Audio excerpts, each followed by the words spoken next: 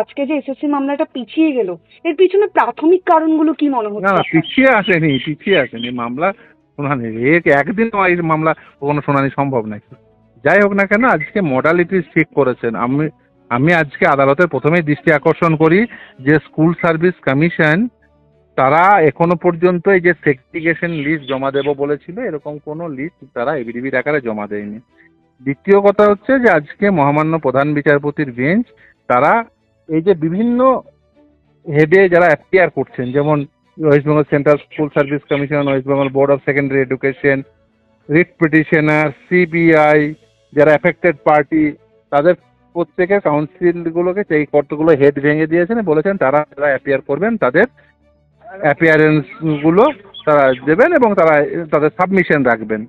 তৃতীয় বলেছেন যে 2 সপ্তাহের মধ্যে এই যে এসএলপি ফাইল হয়েছে তার বিরুদ্ধে কোনো বক্তব্য থাকলে সেগুলো এবিডিবি আকারে জমা দিতে হবে 2 সপ্তাহের মধ্যে, না হলে তারপরে আর অপরচুনিটি পাওয়া যাবে না। এবং 4জন অ্যাডভোকেট অন রেকর্ড যারা বিভিন্ন পক্ষ থেকে অ্যাপিয়ার করছেন, যেমন স্টেটের হয়ে অ্যাডভোকেট অন রেকর্ড যিনি আছেন, আমাদের পক্ষ থেকে যিনি অ্যাডভোকেট অন রেকর্ড আছেন, 4জন বসে তারা একটা কমন কম্পাইলেশন তৈরি করবেন এবং একটা লিস্ট অফ ডেট সেটা তৈরি করবেন। আর একথা বলা পিছিয়ে গেল, এটা বলা অত্যন্ত অসমীচীন এবং আদালতের জন্য এটা আপনি বলতে পারেন যে সঠিক নয়। তার কারণ হচ্ছে এটা ভাবার কোনো কারণ নেই যে একটি এইরকম বড় মামলায় আধ ঘন্টার মধ্যে সেটার বিচার হয়ে যাবে, ফলে এটা ভাবাটা অসমীচীন এবং সেটা আদালতের জন্য খুব একটা গৌরবময় নয়। কারণ জাস্টিস ডিলেড মিন জাস্টিস ডিনাইড যেমন বটে, সেরকম জাস্টিস হারিড মিন জাস্টিস বারিড। অর্থাৎ যদি আপনি বিচার করলেন না, মনে হলো যা ইচ্ছা তাই রায় দিয়ে দেবো, এটা কখনোই কোনো কাজের কথা নয়। ফলে এই যে পিছিয়ে গেল এই শব্দবন্ধগুলো সঠিক নয়। পরে আমি যেটা বলছিলাম, আগামী 6ই আগস্ট পরবর্তী শুনানি এই মামলার, এবং সেই 6ই আগস্ট তারপরে যখন এই সমস্ত কিছু জমা পড়বে তারপরে শুনানি শুরু হবে, দেখা যাক কিভাবে শুনানি আগায়। আচ্ছা স্যার, আপনি যেমনটা বললেন পিছিয়ে গেলেও এমনটা ভাবাটা সঠিক নয়, এটা না হয় আমরা বুঝতে পারলাম। তবে সাধারণ মানুষ হিসেবে যেমন এই প্রশ্নটা খুবই উঠছে যে এই যে 26,000 চাকরি বাতিল হলো, এদের ভবিষ্যৎটা কি কোথাও গিয়ে একটু অনিশ্চয়তার মধ্যে পড়লো যে আবার কবে রায় বেরোবে, মানে একটা যে জটিলতা তৈরি হচ্ছে, এই বিষয়টাকে হ্যাঁ, কিভাবে সরকার দেখছেন? চেয়েছেন তাই জটিলতা তৈরি হয়েছে, এসএসসি চেয়েছেন তাই জটিলতা তৈরি হয়েছে। আপনি একটা সরকার এমন নির্বাচিত করবেন যে সরকার দুর্নীতি চাই, যে সরকার দুষ্কৃতীদের চাই, যে এমন একজনকে দায়িত্ব দেবেন যে চায় যে করাপশন করে চাকরি হবে, দিয়ে বলবেন আমি জটিলতা চাই না, আমি একেবারে মানে একদম স্মুথ লাইফ চাই, সেটা কখনো সম্ভব নয়। আপনি নির্বাচিত করবেন মমতা বন্দ্যোপাধ্যায়কে আর দিয়ে বলবেন আপনি চাকরি পেয়েছে সেই চাকরি সুরক্ষিত থাকবে, তা কখনো হতে পারে নাকি? মমতা বন্দ্যোপাধ্যায়কে আপনি নির্বাচিত করেছেন, মমতা বন্দ্যোপাধ্যায়ের দলবল চুরি করবে, সেই চুরির এফেক্ট তো পড়বেই। আপনি গৃহস্থ হতে পারেন, আপনি তালা বন্ধ করে থাকতে পারেন, কিন্তু চোর যে আপনি নির্বাচিত করবেন, চোরেরা রাস্তায় ঘুরে যে কোনো সময় পাঁচির টপকে আপনার বাড়ি ঢুক, সেটাই ঘটেছে। যে ধরুন স্বচ্ছভাবেও নিয়োগ পেয়েছেন, কিন্তু মমতা বন্দ্যোপাধ্যায়ের দলবল কি করেছে? অস্বচ্ছভাবে নিয়োগ দিয়েছে। তো আপনার তার এফেক্ট তো আপনি পাবেনই। আপনি নির্বাচিত করবেন মমতা বন্দ্যোপাধ্যায়কে আর বলবেন তার কোনো এফেক্ট আমি পাবো না, তা তো কখনো হতে পারে না। আপনি যদি মমতা বন্দ্যোপাধ্যায়কে নির্বাচিত করেন তার এফেক্ট পেতেই হবে, বিভিন্নভাবে পাবেন। কেউ যে সরাসরি চাকরি পেয়েছে সে একরকম করে পাবে, যে ধরুন চাকরি পায়নি সে অন্য রকম করে পাবে। ফলে বিভিন্ন জন বিভিন্নভাবে এফেক্ট পাবে। মমতা বন্দ্যোপাধ্যায়ের মতো লোকজনদের বা এই তৃণমূল কংগ্রেস নামক এই রাজনৈতিক শক্তিকে যদি আপনি নির্বাচিত করেন তার এফেক্ট আপনাকে পেতেই হবে। স্যার, আজকেও যোগ্য অযোগ্যদের তালিকা নিয়ে কথা উঠেছে, এই বিষয়ে যদি একটু বলতেন। হ্যাঁ, আমি প্রথমে আদালতের দৃষ্টি আকর্ষণ করি যে এসএসসি যে বলছে বারবার যে তারা যোগ্য অযোগ্যদের তালিকা দিতে প্রস্তুত, এখনো পর্যন্ত কোনো যোগ্য অযোগ্যদের তালিকা সম্বলিত কোনো প্রকার এবিডিবির আদালতে জমা পড়েনি, সেটা আমি প্রথমে সাবমিশন করি। আদালতে এখনো পর্যন্ত এসএসসির তরফ থেকে কোনো প্রকার সুপ্রিম কোর্টের সামনে কোনো প্রকার তালিকা এখনো পর্যন্ত বা কোনো এবিডিবির এখনো পর্যন্ত আসেনি। আদালত 2 সপ্তাহ সময় দিয়েছেন, আমরা আমাদের বক্তব্য রাখবো, দেখা যাক এসএসসি কি তাদের তাদের তাদের তো এসএলপি অলরেডি আছে। তারা রীনা কর্মকারে তারা অলরেডি এসএলপি প্রেফার করেছেন, সেই এসএলপিতে তাদের বক্তব্য রেখেছেন।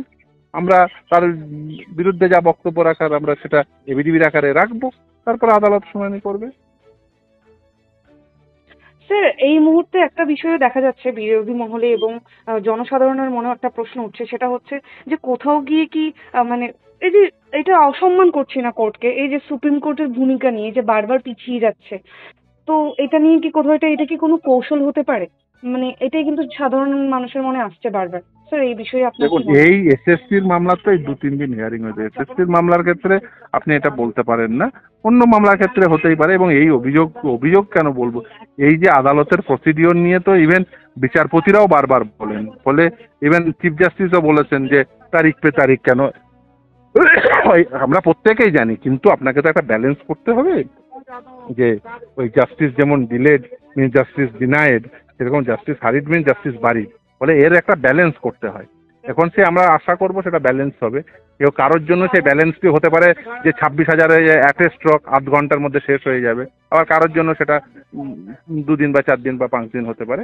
এটা নির্ভর করে যে কে কোন দৃষ্টিভঙ্গি থেকে দেখবেন, এটা একটা আপেক্ষিক বিষয়। স্যার এই যে মামলাকারীদের আইনজীবীরা মানে এই যে আপনারা বিভিন্ন প্রশ্ন তুলছেন যে এসএসসি তে যারা অযোগ্য রয়েছে তাদের বাইরেও আরো বহু বেআইনি নিয়োগ হয়েছে, এই বিষয়ে এসএসসির কাছে কোনো তথ্য নেই বলেও জানা গিয়েছে। এই বিষয়টাকে কিভাবে দেখছেন স্যার? এবং সিবিআই এর দেখুন তথ্যের উপর নির্ভর করা হচ্ছে এই ক্ষেত্রে সঠিক দেখুন তথ্যের জন্য। আপনাকে বলি যে এই মামলায় সিবিআই অত্যন্ত গুরুত্বপূর্ণ ভূমিকা পালন করেছে। তার কারণ আমরা যে সমস্ত তথ্য নিয়ে মামলা করেছিলাম তার বাইরেও যে ইলিগাল অ্যাপয়েন্টমেন্ট রয়েছে সেটা সিবিআই প্রাথমিক রিপোর্টে তারা ডিসক্লোজ করেছিল। তার পরে সেই ডিসক্লোজারের উপর ভিত্তি করে এসএসসি তারা ডিভিশন বেঞ্চের সামনে 4টে এফিডেভিট রেখেছিল। সেই এফিডেভিটের ডাটার কালমিনেশন কিন্তু এসএসসি নিজেই করেছিল একটা ট্যাবুলার চার্টের মাধ্যমে, এবং আপনি যদি দেখেন ডিভিশন বেঞ্চের যে জাজমেন্ট, সেই জাজমেন্টের 240 নম্বর প্যারাগ্রাফে সেই ট্যাবুলার চার্টটি রয়েছে।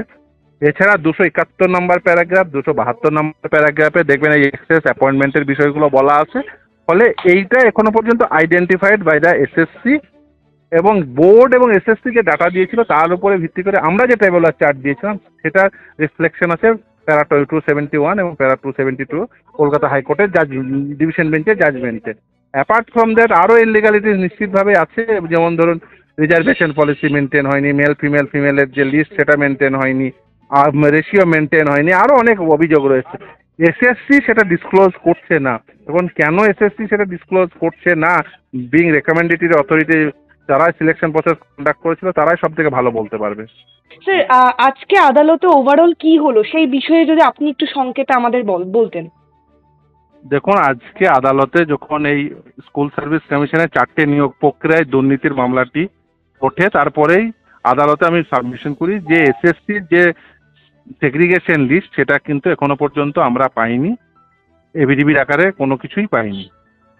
এবং সেটা শোনার পরে জজ সাহেব আজকে তিনি আগামী দিনে কিভাবে শুনানি হবে তার বলতে পারেন মডালিটিসটা ঠিক করে দিয়েছেন, কিভাবে শুনানি আগামী দিনে হবে।